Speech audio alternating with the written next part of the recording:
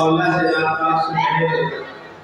عزیزانی گرامی، پروگرام بہت ہی بہترین انداز میں چل رہا ہے اور اس پروگرام کیوں نہ چلے، اس پروگرام کی صدارت جناب الحاج عثمان صاحب دعوت برکاتہ عالیہ احمد آباد تشریف لائے ہو کر رہے ہیں اور سرپرستی استاد الحافظہ جناب حامد کمال صاحب کر رہے ہیں اور گورنمنٹ اسٹیٹ مفتی اعجاز صاحب ہو گئے، حافظ علی الدین صاحب ہو گئے، اسی طریقہ سے حافظ عبدالرحمان صاحب ہو گئے، پروفیسر نصیر الدین صاحب ہو گئے اور جو بھی جلوہ افروز سامعین ہیں، یہ تمام حضرات کے نشست میں یہ تمام حضرات کی موجودگی میں یہ پروگرام چل رہا ہے اور یہ اچھے حالات میں پروگرام چل رہا ہے۔ ہم نے پروگرام کو آگے بڑھانے کے لیے عزیزانی گرامی اسی مدرسے کے ایک ہونہار طالب علم ہے جو یہاں سے ان کی برابر کی ہو گئی ہے اور میں ان کو خود نورانی قاعدہ سے لے کر کے حفظ تک پڑھایا ہوں۔ وہ ابھی کچھ دن پہلے علی گڑھ میں امامت کرتے تھے، اب اس کے بعد ابھی یزدانی مسجد درکی ٹولہ بسریا میں وہ امامت فرما رہے ہیں۔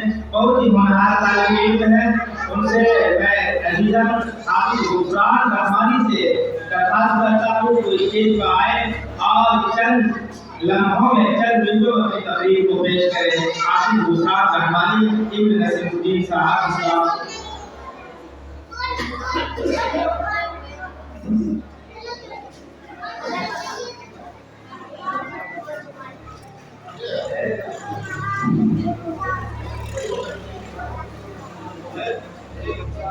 السلام علیکم ورحمۃ اللہ وبرکاتہ۔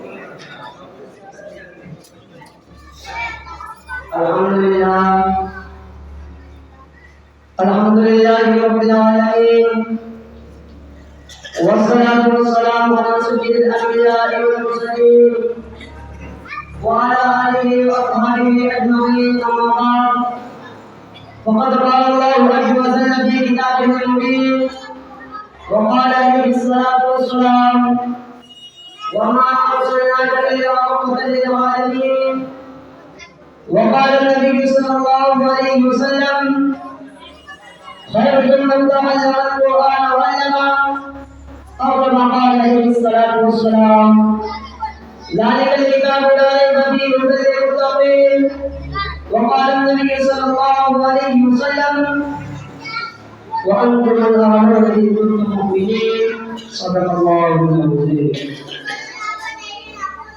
میرے محترم بزرگوں اور دوستوں، اسٹیج پر بہت بڑے بڑے ہستی جیسے کہ ہمارے استاد محترم حضرت مولانا مفتی قاری عارف صدیقی صاحب، اسی طرح سے ہمارے خاص استاد محترم جو ہمیں نورانی قاعدہ سے لے کر حفظ اور عربی کی تعلیم دی تھی، حضرت مولانا اقبال صاحب قاسمی اور حافظ رفیع عالم صاحب، اسی طرح سے وہ استاد جنہوں نے ہمیں پورے حفظ مکمل کروایا، حافظ قاری امام الخطیب قاری وجیب الرحمان صاحب، ان سب کو اور اسی طرح سے جتنے بھی اساتذہ آئے ہوئے ہیں، جتنے بھی احباب آئے ہوئے ہیں، سب کو تہہ دل سے شکر بجا کرتا ہوں۔ میرے محترم دوستوں، قرآن کریم نے کہا ذالک الکتاب لا ریب فیہ ھدی للمتقین۔ آپ ہندوستان میں رہتے ہیں، آپ اس اسٹیٹ کے اندر رہتے ہیں جو بہار ہے۔ 1947 میں دیش آزاد ہوئی، 1950 میں دیش کا قانون بنا، لیکن وہ تقریر وہ رسم کسی نے نہیں بدلا۔ ہر ایک کی قدر ملتی ہوئی، ہر ایک کو بدلا گیا، لیکن قرآن ایسی کتاب ہے ذالک الکتاب لا ریب فیہ، اس کی ایک آیت کو کوئی بدل نہیں سکتا۔ جب عرب کے فصحاء نے بتایا آپ نے لاکھ کوششیں کی لیکن آخر میں اس کا اظہار کیا۔ اسی ہندوستان کے رہنے والے ایک یہودی و عیسائی اسٹیفن ڈوبر نے جب قرآن کو کھولا، دنیا کے کسی کونے میں قرآن کو باقی نہیں چھوڑا۔ امریکہ سے لے کر جاپان تک، کشمیر سے لے کر بیماری تک اسی طرح سے دنیا کے کونے کونے سے قرآن کو جلا دیا۔ اتنا ہی نہیں بلکہ قرآن پڑھنے والے علماء کرام کو بھی قتل کیا گیا۔ اتنا ہی نہیں ایک ایک حافظ کرام کو، ایک ایک عالم دین کو موت کا گھاٹ اتار دیا گیا۔ دلی کے جامع مسجد کے کنارے میں دادان کے اندر 80 علماء کرام کو ایک ایک دن میں پھانسی دے گئی۔ لیکن اسی موجودہ دور میں انگریزوں کا زمانہ تھا 1857 کے اندر، جب وہ اپنے گھوڑا سے سفر کرتے ہوئے آگے نکلا، ایک گلی سے گزرا جس کے اندر 9 سال کا بچہ ایک قرآن کریم کی تلاوت کرتا ہوا نظر آیا۔ جب اسٹوفن رابرٹ نے اندر گیا اور ان بچوں سے سوال کیا کہ بچہ تمہارے پاس تو کتاب نہیں ہے، ہم نے دنیا کے کونے کونے سے قرآن کو جلا دیا ہے، کسی کو ایک لفظ کو میں نے باقی نہیں چھوڑا، لیکن پڑھ کیسے رہا ہے؟ بچوں نے جواب دیا وَقُلْ لِلْمُؤْمِنِينَ يَغُضُّوا مِنْ أَبْصَارِهِمْ وَيَحْفَظُوا فُرُوجَهُمْ ذَلِكَ أَزْكَىٰ لَهُمْ إِنَّ اللَّهَ خَبِيرٌ بِمَا يَصْنَعُونَ۔ تم دنیا کے تمام قرآن کو جلا سکتے ہو، آسمان سے آئی ساری کتابیں کو ختم کر سکتے ہو، لیکن اللہ نے اس قرآن کو اتارا، اس کی حفاظت کی ذمہ داری خود رب کائنات کی دی ہے۔ قرآن کریم نے کہا اِنَّا نَحْنُ نَزَّلْنَا الذِّکْرَ وَإِنَّا لَهُ لَحَافِظُونَ۔ اس قرآن کو ہم نے آسمان سے دنیا میں بھیجا ہے، اس کی حفاظت کی ذمہ داری ہم نے دی۔ جب اس قرآن کو اللہ تبارک و تعالیٰ نے پہاڑ پر دیا، پہاڑ جیسا جیسا ہو گیا۔ جب اس قرآن کو رب کائنات نے عرش پر دیا، عرش ہلنے لگا۔ لیکن اسی قرآن کو جناب کاری کرنے والے سرکار دو عالم صلی اللہ علیہ وسلم پر نازل کیا۔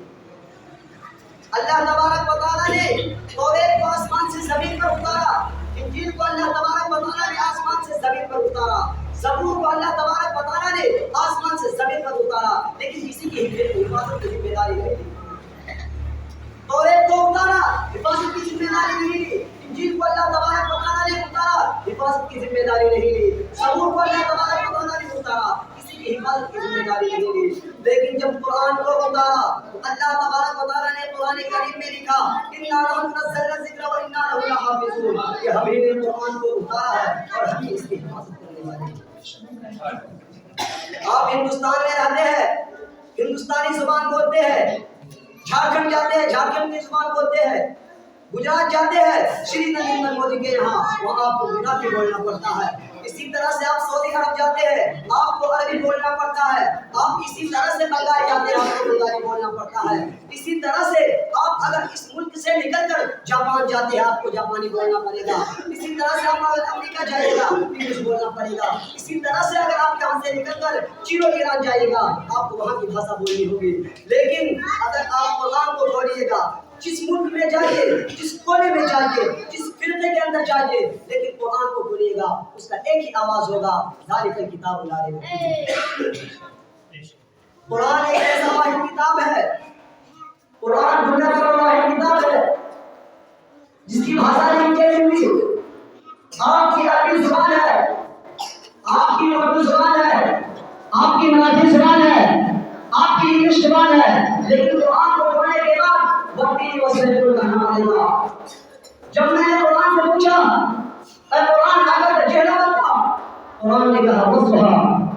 جب میں نے قرآن سے پوچھا قرآن اگر نام بتا، قرآن نے کہا یاسین۔ قرآن نے آقا کی تعریف کی، شاہدہ مبشرہ نذیرہ داعیٰ الی اللہ بإذن اللہ سراجا منیرا۔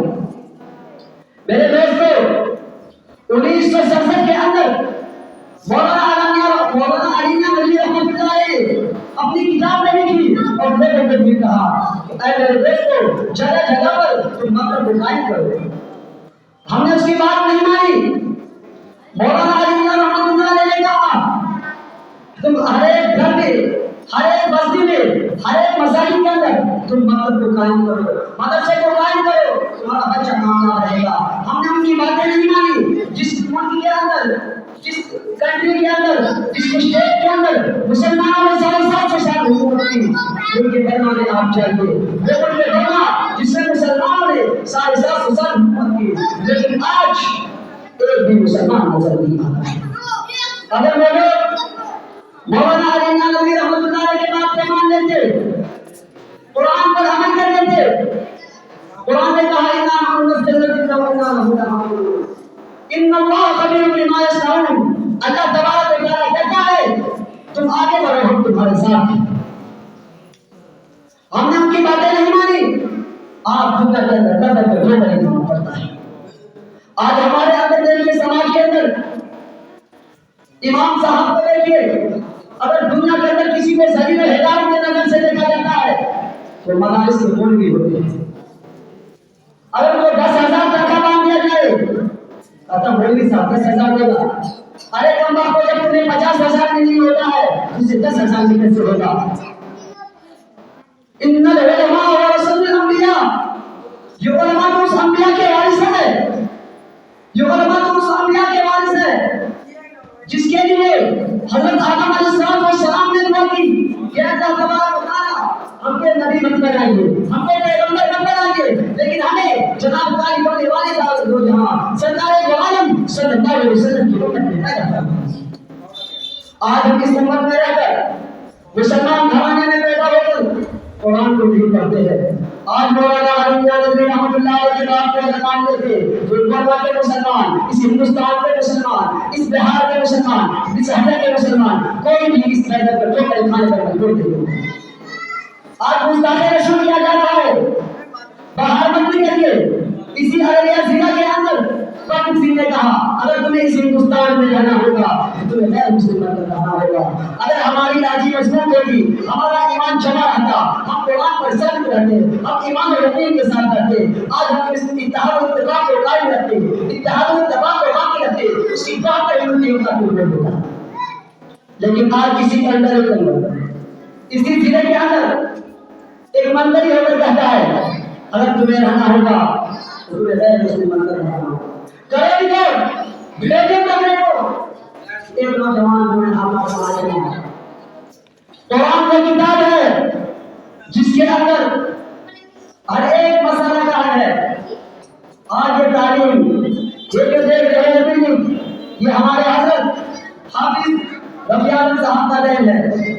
جس ٹائم پہ ہم لوگ اس مدارس اسلامیہ میں پڑھائی کرتے تھے رہنے کے لیے جگہ نہیں تھا میرے دوستوں، بارش ہوتی تھی، بارش کے وقت پڑھائی تعلیم بند ہو جاتی تھی، لیکن آج اللہ کا شکر ہے 2 منزلہ عمارت بن گیا ہے۔ اس تعلیم کی وجہ سے تعلیم کو عام کیجیے، قرآن کی تعلیم گھر ہو باہر ہو جس جگہ ہو قرآن کی تعلیم کو عام کیجیے، قرآن پڑھائیے۔ اسلام نے آپ کو یہ نہیں کہا آپ اپنے بیٹے کو انگلش مت پڑھائیے، آپ اپنے بیٹے کو ڈاکٹر مت بنائیے، آپ اپنے بیٹے کو انجینئر مت بنائیے، آپ اپنے بیٹے کو پروفیسر مت بنائیے، آپ اپنے بیٹے کو ٹیکنیشین مت بنائیے۔ اسلام نے کسی چیز سے آپ کو منع نہیں کیا ہے۔ آپ کو کس تعلیم حاصل کرنے کی ضرورت ہے کیجیے، حالات کے حساب سے آپ پڑھیے، لیکن سب سے پہلے قرآن کریم کی تلاوت، قرآن کریم کی تلاوت آپ اپنے بچوں کو دلائیے۔ اگر آپ اپنے گھر میں قرآن میں کھولتے ہیں، قرآن میں پڑھتے ہیں تو آپ دوسرے کو بھی کر دیا، لیکن آپ اگر نہیں پڑھتے گا تو دوسرے کو بھی نہیں کر سکتے ہیں۔ میرے دوستو وقت کا تقاضا ہے، وقت بہت زیادہ گزر چکا ہے، اسی وجہ سے میں اپنی باتوں کو ختم کرنا چاہتا ہوں کہ اللہ تبارک و تعالیٰ سے دعا کیجیے کہ اللہ تبارک و تعالیٰ ہم سب کو کہنے سننے سے زیادہ عمل کرنے کو توفیق عطا فرمائے۔ میرے دوستو اگر تقریر کی دنیا میں آئیے، تلاوت کی دنیا میں آئیے، پوری دن گزر جائے گی، ایک حفاظ کا بیان ختم نہیں ہوتا ہے، پوری رات گزر جائے گی، ایک عالم دین کا بیان ختم نہیں ہوگا، لیکن وقت کا تقاضا ہے، وقت کا نکل ہے، اسی لیے میں آپ کو اپنی تقریر کو ختم کرتا ہوں۔